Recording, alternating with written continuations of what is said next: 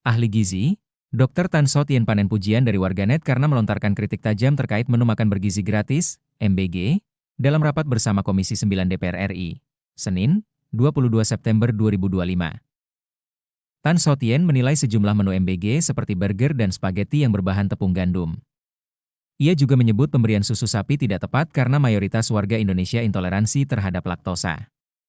Menu MBG, menurutnya, justru sering menampilkan makanan ala barat yang tak sesuai identitas bangsa. Akun saya 1,2 M followernya. Lalu kemudian mereka itu mengeluhkan, ini lucunya bukan main ya. Jadi kalau Anda mau baca, this is very entertaining tapi menyedihkan juga. Di sekolahku tiap hari Kamis dibagikan roti, susu kotak sama telur. Ya, lalu kemudian anakku pernah muntaber gara-gara susu. Tidak banyak orang yang tahu bahwa etnik Melayu itu 80% itu intoleran laktosa, termasuk saya. Ya, jadi Anda bisa bayangkan bahwa menurut Permenkes tahun 2014, udah 11 tahun loh.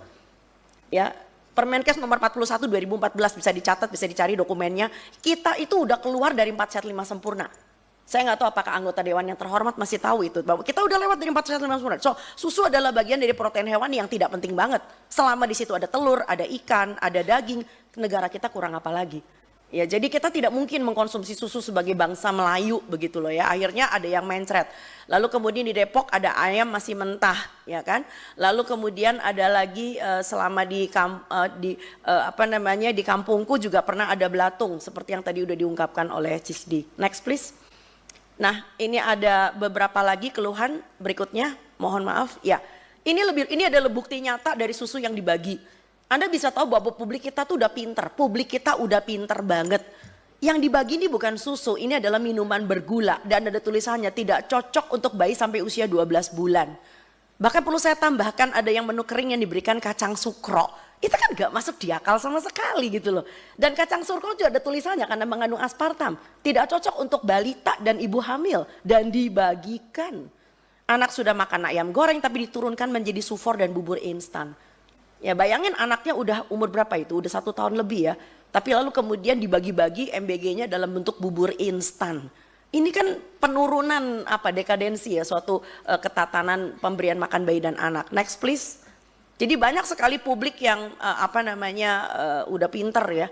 Nah akhirnya ada orang yang merasa bersalah karena jadi sering buang makanan ya. Bahkan ada yang terakhir anaknya masuk IGD karena mual dan muntah ya kan. Next please. Jadi ini bukan main-main sebetulnya. Next. Nah, yang menarik adalah kita sebetulnya sudah punya dokumen dari BGN sendiri, di mana disebutkan di dalam dokumen BGN tentang panduannya adalah edukasi pangan dan gizi diberikan oleh Kedeputian Bidang Promosi dan Kerjasama dan seterusnya. Tetapi pertanyaannya kalau kita bagi makanan di sekolah, di posyandu itu diberi nggak edukasi itu? Enggak. Ya, bahkan kalau ada orang yang nanya selalu dibungkam. Udah nggak usah banyak nanya, dikasih aja bagus, bersyukur napa? Next please. Ya. Nah, ini yang menarik. Kalau dikatakan meningkatkan UMKM, apakah UMKM yang diberdayakan adalah yang seperti ini, yang jualan makanan instan, yang jualan frozen food. Ya, kita tuh belum pernah tahu data-datanya bahwa ternyata yang diuntungkan adalah nelayan, petani, ya peternak kita belum lihat gitu loh. Jadi yang diuntungkan adalah orang, mereka alhamdulillah banget. Dan sekarang mereka galak banget kalau dibilang MBG itu mau dihentikan. Karena mereka mengatakan kalian jahat MBG dihentikan. Itu namanya menghentikan kita punya mata pencaharian sekarang. Sekarang jadi seperti buah si malakama. Jadi di antara masyarakat sendiri sekarang sudah dibenturkan menjadi 2 kubu. Kubu yang mengatakan bahwa dia untung karena dagangannya laku padahal dagangannya nggak sehat. Di sisi yang lain ada masyarakat yang menginginkan tolong dong kalau beri MBG yang sehat dong buat kami. Next please, silakan berikutnya. Nah ini yang menarik sekali. Sebetulnya sudah ada konektivitas antara Kementerian Kesehatan dengan BGN. Ya BGN itu sendiri sudah mengatakan dalam dokumennya bahwa telah ditetapkan oleh Kementerian Kesehatan konsep-konsep pemberian makanan bergizi. Ya, dan ini Kementerian Kesehatan sudah memberikan dokumen asupan masukan sejak Desember 2024. Next please. Nah tetapi yang menarik adalah BGN sendiri juga mengatakan bahwa edukasi diberikan oleh Kedeputian tetapi sampai hari ini tidak. Next please. Biar cepat saja. Nah yang lebih menarik lagi adalah BGN sendiri menandatangani kerjasama dengan Danone. Kita tahu banget Danone itu adalah salah satu perusahaan susu formula. Next please. Dan akhirnya karena penandatanganan tersebut, ini juga tadi yang sudah dikeluarkan oleh CISDI, maka BGN sendiri melanggar undang-undang yang kita buat, peraturan pemerintah, ya, karena akhirnya mereka memberikan paket MBG yaitu formula, biskuit balita, ya, dan formula lanjutan, yang mana bangsa kita tidak butuh formula, bangsa kita butuh edukasi. Anak bisa menyusu dengan baik sampai dengan insya Allah 2 tahun. Anak kita mempunyai MPASI, makanan pendamping ASI, karena orang tuanya pinter. Next please. Dan pemerintah dalam hal ini Kementerian Kesehatan sudah punya poster segede gaban kayak begini, bahwa ternyata bayi usia 6-8 bulan itu ASI masih 70%. Begitu dia besar sedikit 9-11 bulan, ASI memang tinggal 50%. Tapi lihat tingkatan makanannya ditambah. Next please. Begitu anak ini sudah tahu 1 tahun, maka ASI tinggal 30%. Bukan dijejelin susu formula, bukan dijejelin susu manis. Karena dia harus lebih banyak makan. Karena 70% asupannya adalah dari makanan. Dan lihat ketika usia 2 tahun. Usia 2 tahun udah gak ada gelas susu di situ. Karena giginya sudah komplit. Kedua, karena dia sudah makan. Full makan.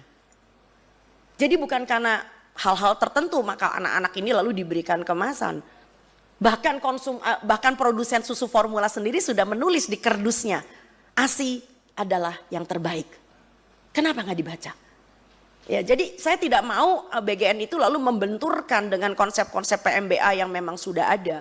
Dan kami para nakes juga termasuk teman-teman bidan dan teman-teman promkes, tenaga pelaksana gizi di lapangan dan para perawat, itu kita sudah mati-matian mengajar masyarakat. Selama 80 tahun kita merdeka.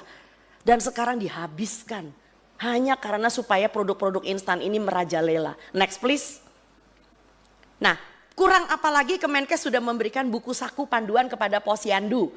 Posyandu memberikan ada 2. Yang pertama adalah pemberian makanan tambahan yang sifatnya penyuluhan yang tiap bulan. Barangkali Bapak Ibu tahu yang tiap bulan penimbangan dapat telur, dapat bubur kacang hijau. Dan sekarang sudah ditegaskan PMT penyuluhan yang disarankan apa, yang tidak disarankan apa. Yang tidak disarankan termasuk biskuit dan aneka nanana dan sebagainya.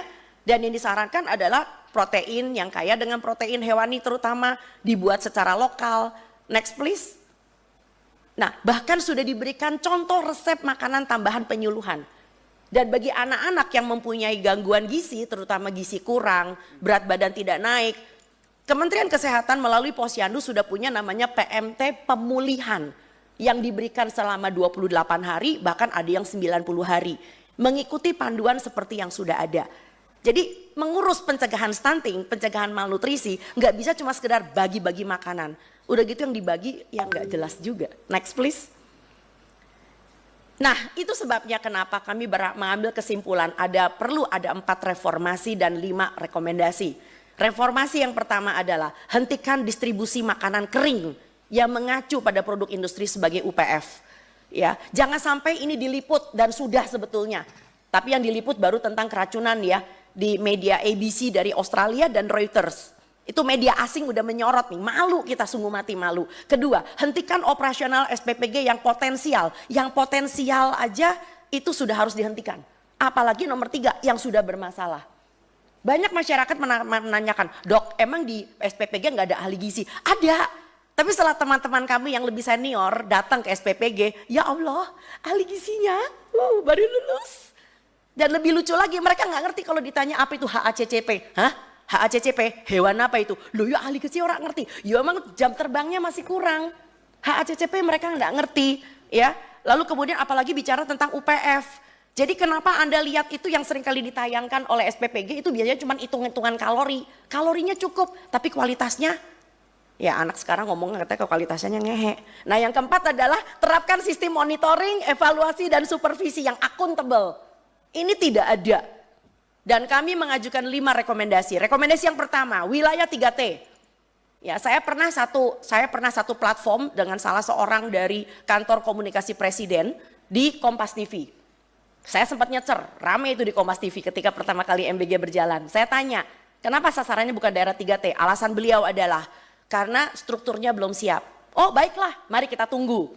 Ditunggu sampai bulan September, tetap masih belum siap. Ini mau sampai kapan? Karena target yang sebenarnya adalah orang-orang daerah 3T yang sekolah mesti nyebrang pakai getek, yang gurunya mesti pakai eretan, yang kalau hujan lalu sekolahnya banjir. Di wilayah 3T. Dan tentu saja karena 3T nggak bisa membangun dapur SPPG mewah yang harganya miliaran, maka kita harus membina kantin sekolah. So adakan modifikasi MBG. Jadi jangan kekeh keras kepala batu harus pakai SPPG. Yang modalnya sekian miliar, yang harus mempunyai kulkas terbuat dari stainless whatever lah. Ya tapi kan kantin bisa diberdayakan. Ya latih, didik dan awasi para pemilik kantin. Kedua, kerjasama sekali lagi bangun dengan Dinkes. Kerjasama dengan puskesmas. Karena kesehatan lingkungan puskesmas itu adalah bagian dari wilayahnya. Sebagai layanan supervisi, monitoring dan evaluasi. Bukan dengan BPOM. Ya jelas dia kerjasama sama BPOM yang dibagi susu berkemasan sih. Yang ketiga, transparansi keuangan. Di mana dapur dan penyedia diketahui publik. Nggak diem-dieman. Yang keempat, buktikan bahwa terjadi edukasi makanan bergizi. Karena ini adalah janji dari BGN. Supaya masyarakat kita tuh bisa, anak-anak itu nggak buang-buang sayur. Kalau sayurnya nggak doyan, nggak semua sayur berdaun kan. Ada yang namanya wortel, ada yang namanya labu siem. Ya, nggak semua sayur berdaun gitu. Lalu kemudian libatkan bekerja sama dengan tenaga pelaksana gizi puskesmas. Ya, TPG kita tuh marah-marah loh. TPG kita mengatakan kita kayak dicuekin kayak pot kembang, cuma taruh di pinggir aja. Dan guru-guru lebih kesian lagi, sekarang punya istilah baru, Master of bagi-bagi makanan. Udah gitu kalau traynya hilang disuruh bayar 80.000, astagfirullah. Yang ketiga, alokasikan menu lokal sebagai 80% isi MBG di seluruh wilayah. Ya, saya pengen anak Papua bisa makan ikan kuah asam. Saya pengen anak Sulawesi bisa makan kapurung.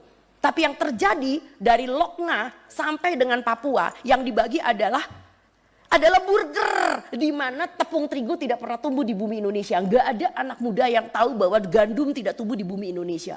Dibagi spaghetti, dibagi bakmi gacoan. Oh my God.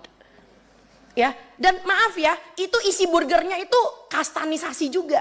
Kalau yang dekat dengan pusat supaya kelihatan bagus, dikasih kayak chicken katsu.